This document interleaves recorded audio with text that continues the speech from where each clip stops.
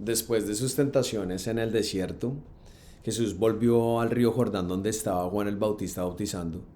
Y se nos registra en el Evangelio de Juan, capítulo 1 versículo 29, que al acercarse Jesús, Juan exclamó: He ahí el Cordero de Dios que quita el pecado del mundo.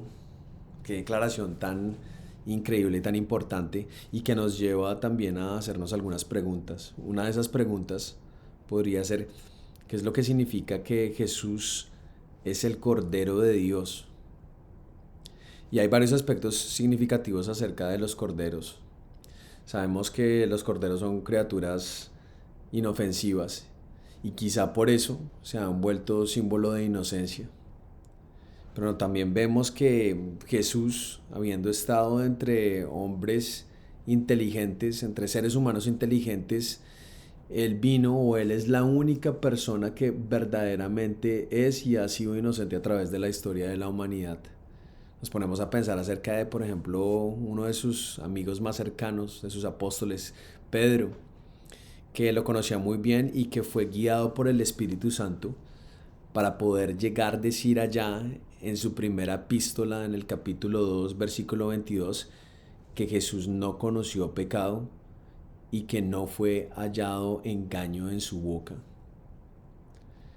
Las ovejas, y en particular los corderos, son caracterizadas por ser sumisas al dominio, al control.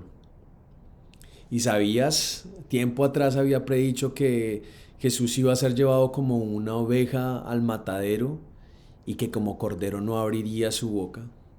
Y Jesús cumplió esta profecía, sí, al final de su vida, cuando se dejó arrestar y cuando se dejó llevar a juicio.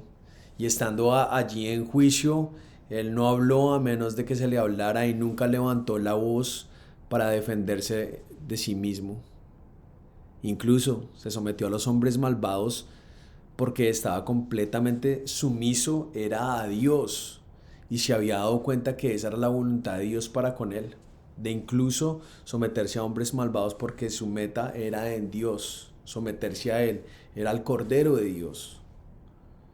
Pero la razón principal para llamar a Jesús Cordero fue que vino a hacer un sacrificio verdadero. A través de los años, millones y millones de corderos inocentes habían sido sacrificados para ser puestos en los altares de los hombres pecadores. Si habían sido o estado allí porque habían muerto para que los hombres no tuvieran una separación de la divinidad de Dios. En otras palabras, los corderos morían en su lugar.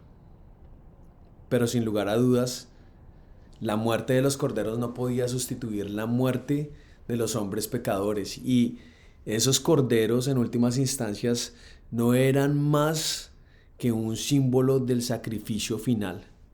Ese sacrificio final que bastaría como el único y el verdadero sustituto de todos los pecadores de todos los tiempos.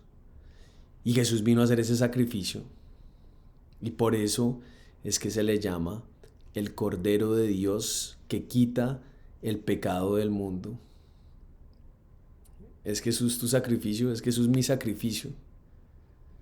Y eso solamente nosotros lo podemos llegar a saber si le obedecemos. Dios los bendiga.